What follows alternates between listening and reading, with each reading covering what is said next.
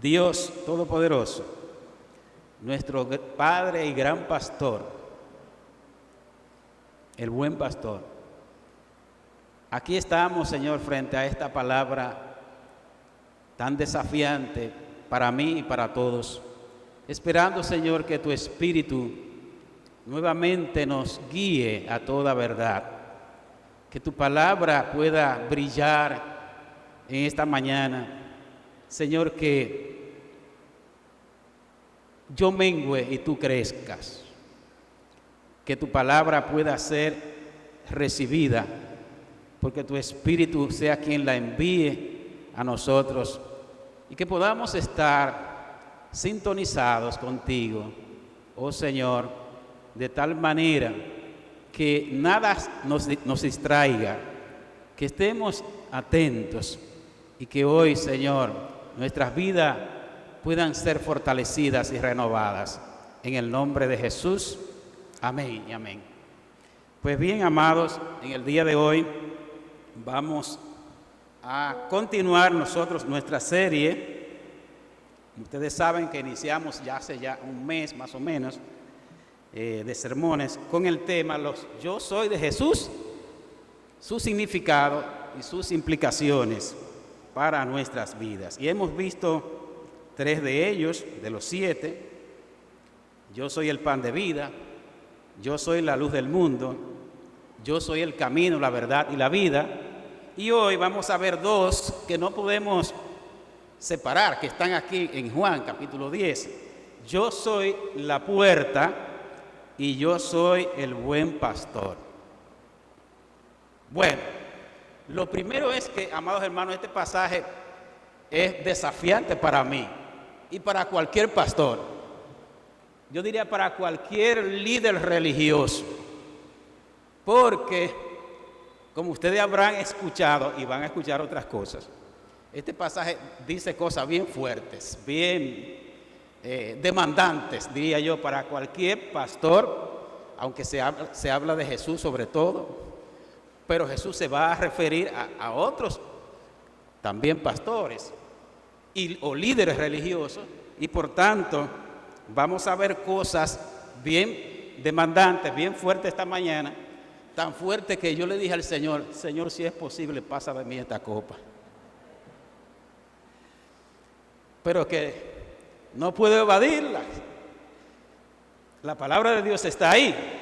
Y tenemos que exponerla, aunque eso nos confronte, y nos confronte a los pastores, y confronte a los líderes de la iglesia también, que hacen alguna función pastoral, ¿sí? Porque una cosa es el título o la función de un pastor dirigiendo una iglesia, y también todos aquellos que de alguna manera u otra con los pastores hacen funciones pastorales.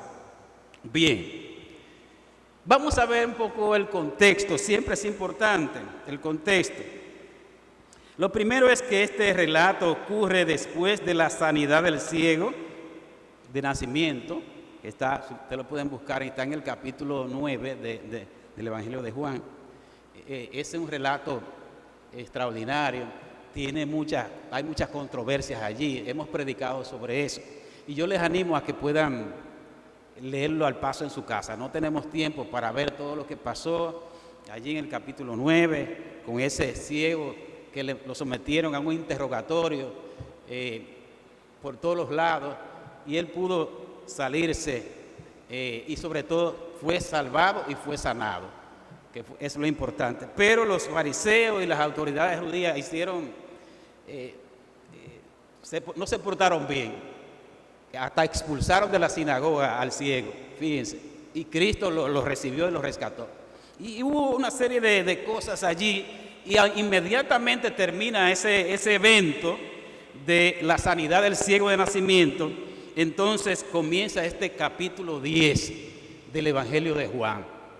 Y cuando uno lee este pasaje, se da cuenta que predominan algunos conceptos, algunos términos, como oveja, naturalmente, pastor, redil, rebaño, puerta, 2 o 3 veces. Pero también se habla, y yo sé que a ustedes les chocó, de ladrón y de salteador. Eso es una palabra muy fuerte. Hay una versión que habla de bandido todavía. Usa, en vez de la palabra salteador, usa la palabra bandido. Y usted dirá, wow, pero en la boca de Jesús, del Maestro, del Hijo de Dios. Pues vamos a ver el por qué.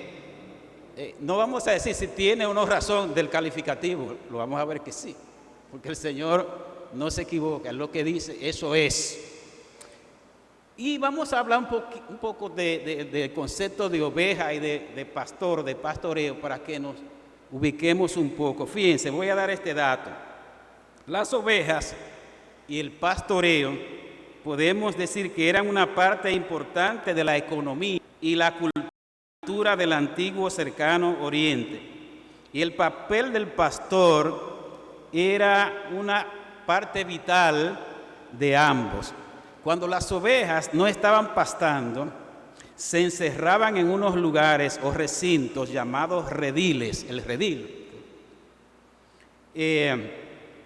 para que fueran protegidos de los depredadores y de los ladrones, o sea, del lobo o del león que querían robarse o matar las ovejas. Algunos de estos recintos eran patios junto a las casas delimitados por muros de piedras. Otros eran cuevas con una puerta, custodiada por un portero contratado, o el propio pastor hacía esta función. Póngale atención a ese detalle. El portero podía ser una persona contratada o podía el mismo pastor hacer ambas funciones. Este pastor o portero permanecía en la entrada de la puerta mientras las ovejas estaban en uno de los rediles. El portero o el pastor, en este caso, era el único que determinaba quién entraba en el redil y quién quedaba fuera o excluido del redil. Son datos importantes para que podamos entender un poco de lo que se trata aquí. Ahora bien, en el sentido espiritual, vamos a hablar ahora un poquito en el sentido espiritual de este pasaje. La Biblia, cuando leemos la palabra de Dios, a lo largo de la palabra de Dios, encontramos que el pueblo de Dios se describe como ovejas. Es un concepto para hablar de lo que somos nosotros delante del Señor. Nosotros somos ovejas y Dios y Jesús, ¿quién es? El pastor. El Salmo 100, versículo 3 dice, pueblo suyo somos, ¿y cómo? Y ovejas de su prado. Por decir uno de los tantos pasajes que habla del pueblo de Dios como ovejas. Pero además, los líderes humanos que guían al pueblo son descritos o son considerados pastores.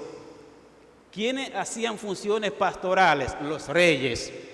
O sea, no eran pastores directamente pastoreando ovejas físicas, sino el pueblo. Los reyes hacían esa función, los sacerdotes, los profetas, los ancianos en el Nuevo Testamento. Por eso es que Dios le dijo a David lo siguiente, cuando lo eligió como rey: tú vas a apacentar, tú apacentarás a mi pueblo Israel y tú serás príncipe sobre Israel. ¿Ustedes recuerdan cuando después de la resurrección, cuando Jesús llamó a Pedro y le dijo, ¿me amas? ¿Recuerdan? Cuando el Señor quiso restaurar, reivindicar, si ustedes quieren, a Pedro. Y Pedro le dijo, tú sabes que te amo. ¿Cómo le decía el Señor? Apacienta, cuida mis corderos, apacienta mis ovejas. También Pablo a los ancianos allá en su despedida de los ancianos de Mileto le dijo, Dios los ha puesto a ustedes como obispos para que puedan apacentar la grey del Señor. Ahora, como un preámbulo a este pasaje, yo quisiera que volvamos a Juan capítulo, a la declaración, mejor dicho, que Jesús hace de sí mismo. Vamos a volver a los versículos del 1 al 6, porque es importante que lo podamos repetir. De cierto os digo, Jesús está hablando de manera enfática, marcando, diciendo, pongan atención a lo que voy a decir, que esto es serio. Jesús usaba con frecuencia esa frase, de cierto os digo, el que no entra por la puerta en el redil de las ovejas, sino que sube por otra parte, es ladrón y salteador. Mas el que entra por la puerta, el pastor de las ovejas es. A este abre el portero y las ovejas oyen su voz. Y a sus ovejas llama por su nombre y las saca. Y cuando ha sacado fuera todas las propias, va delante de ellas y las ovejas le siguen, porque conocen su voz. Mas al extraño no seguirán, sino que huirán de él porque no conocen la voz de los extraños. Esta alegoría les dijo Jesús, pero ellos, no estamos hablando de los discípulos, estamos hablando básicamente de los fariseos, la gente que estaba allí, a los cuales Jesús le está dirigiendo esta declaración sobre todo, y esta amonestación, si ustedes quieren, esta denuncia, o diríamos más directo, esta querella. Hay una diferencia entre una denuncia y una querella, ¿verdad? Una denuncia es algo general, pero una querella es con señalamientos muy directos. Entonces es importante, amados hermanos, que veamos un poco estas palabras, porque cuando uno va al Antiguo Testamento, uno puede darse cuenta que Jesús, que Dios el Padre del Antiguo Testamento también se quejó y denunció, y yo diría se querelló contra los líderes religiosos del Antiguo Testamento. Vale decir, los reyes que hacían una función de guiar, de gobernar para el pueblo bajo la guianza del Señor, los sacerdotes, los profetas, que había muchísimos falsos profetas, y todos los líderes religiosos del Antiguo Testamento. Y eso lo podemos ver, no tenemos todas las citas por asunto de tiempo, en citas como en Jeremías capítulo 23 del 1 al 4 y en Zacarías capítulo 10 verso 3. Yo voy a leer algunas para que ustedes vean el lenguaje, para que ustedes vean que el asunto no viene desde ahora, desde Jesús, sino que en el Antiguo Testamento Dios el Padre hace la misma demanda fuerte, la misma declaración parecida a la de Jesús en torno a los pastores que no hicieron el trabajo, que se descuidaron, que se corrompieron y varios etcétera pudiéramos añadir. Miren la queja del Señor. Jeremías capítulo 23 del 1 al 4. Ay de los pastores que destruyen y dispersan las ovejas de mi rebaño, dice Jehová. Por tanto, así ha dicho Jehová, Dios de Israel. Y déjenme decirles que cuando yo leo esto, tengo que pensar necesariamente en casos que se han dado y se están dando en el mundo del pueblo de Dios. No podemos negarlo. Por tanto, así ha dicho Jehová, Dios de Israel, a los pastores que apacientan mi pueblo. Vosotros dispersasteis mis ovejas. Oh, líbranos, Señor. Líbrame, Dios. Y las espantasteis y no las habéis cuidado. He aquí yo castigo la maldad de vuestras obras, dice Jehová. Y yo mismo recogeré el remanente de mis ovejas de todas las tierras donde las eché, que fueron esparcidas, la dispersión, ustedes conocen eso. Y las haré volver a sus moradas y crecerán y se multiplicarán. Y pondré sobre ellas pastores que las apacienten y no temerán más, ni se amedrentarán, ni serán menoscabadas, dice Jehová. También está Zacarías, capítulo 10, verso 3, del 11, del 4 al 7. Pero el más abundante pasaje, y donde se habla de una manera más detallada y contundente, es en Ezequiel capítulo 34. Pero se lo voy a dejar de tarea. Me prometen que lo van a leer, porque cualquiera diría, wow, el asunto era tan serio, el asunto era tan fuerte. Yo tiemblo de verdad al oír esa declaración del Señor a esos líderes, a esos pastores, a esas personas que hacían función de liderazgo en el pueblo de Dios. Entonces, con esto como trasfondo, entonces llegamos a Jesús ahora, que está hablando con otra generación, pero que esos líderes mantienen la misma conducta, diría peor todavía, porque tienen ahí al Hijo de Dios, al Mesías prometido, que aquellos líderes del Antiguo Testamento. Jesús se queja de estos líderes religiosos de su tiempo, los sacerdotes, los escribas, los fariseos y los ancianos, el Sanedrín, que no hacían su trabajo, al contrario, habían descuidado su trabajo con la función de guiar al pueblo. Por eso le dedica unos piropitos ahí en Mateo capítulo 23. ¡Ay de vosotros! ¡Ay de vosotros! Ahí hay muchísimo que ver. Y a esa generación y la anterior Jesús le dice: todos los que antes de mí vinieron distorsionando, desorientando, son ladrones y salteadores, son unos bandidos. Y usted dirá: ¿pero por qué tiene que ser así? ¿Y por qué? Hay dos razones, amados hermanos. Primero, porque no reconocen a Cristo como la puerta de entrada y por eso tratan de entrar por otro lugar. Número dos, no solamente no entran, no reconocen a Jesús como la puerta para entrar por ahí, tratan de evadirlo y de rechazarlo, sino que ellos como líderes, como pastores, no le importan las ovejas. No le importan las ovejas. Huyen, dejan que el lobo las arrebate y las dispersa. Ya vimos eso.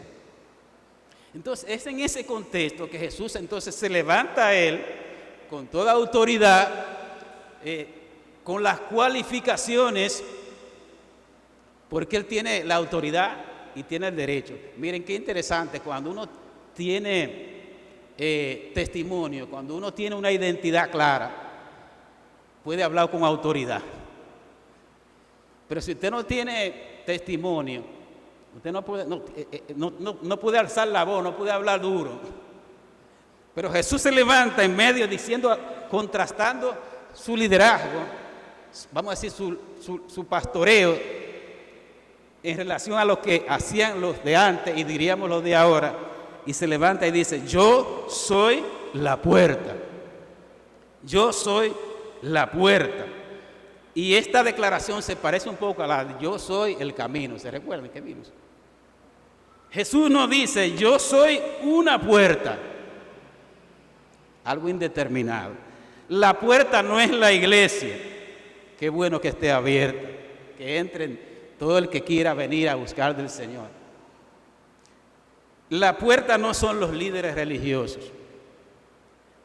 La iglesia oficial a través de la historia entendió que para ser salvo había que entrar a la iglesia. La iglesia no salva. Ninguna iglesia salva. Ningún líder religioso salva. Somos instrumentos en la mano del Señor. Pero el que salva es Jesucristo. Nadie puede atribuirse eso. Ni la iglesia, ni el líder religioso. Llámese como se llame. Jesús dijo: yo soy la puerta. La puerta única y exclusivamente es Jesucristo. Como es el camino, el único camino. Él es la única puerta de entrada al redil. Por nadie más podemos entrar al redil, al rebaño de Dios. ¿Qué sucede cuando las ovejas entran por esa puerta? Dice Jesús: el que por mí entrare, saldrá, primero será salvo. Amén. Será salvo primero. Lo primero, no es que el que entra por Jesús no dice que va a recibir prosperidad. Si el Señor la quiere dar, amén. Que ni siquiera que va a recibir salud. Aquí dice: será salvo primero. Primero será salvo. Entonces dice algo más: entrará y saldrá. Eso nos habla de que hay confianza, libertad para entrar y salir. No es porque usted va a entrar, está entrando y saliendo del redil como quiera. Eso no significa eso. Está hablando de que usted se siente en libertad de moverse y hallará pastos o alimento. Pero a continuación Jesús dice: yo soy el buen pastor. ¿Qué califica a Jesús como el buen pastor? Vamos a ver algunas cosas rápidamente.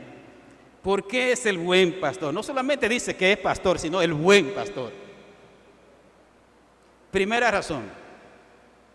Dice en el Evangelio de Mateo capítulo 9, del 35 al 38, que Jesús veía a las multitudes desamparadas como ovejas que no tenían pastor. Precisamente por los líderes religiosos de ese tiempo que no desorientaron las ovejas, tuvieron un comportamiento desagradable ante los ojos de Dios, y lo que hicieron fue desorientar y dispersar las ovejas. Entonces Jesús dice que tuvo compasión, y esa compasión no es una penita, ay, qué triste, no. Dice que se les removieron las entrañas, y entonces comenzó a predicarle, comenzó a enseñarle, comenzó a sanar a todos los enfermos que allí habían. Él sanó toda enfermedad y toda dolencia en el pueblo. Jesús, como el buen pastor, un pastor alimenta, cuida, protege, conforta, guía a las ovejas. Y para ese trabajo usa lo que se llama la vara y el cayado, ¿verdad, Eri? La vara, hay dos instrumentos. Hay una vara larga que sirve para espantar, vamos a decir, los depredadores, los lobos, el león, cualquier fiera que venga.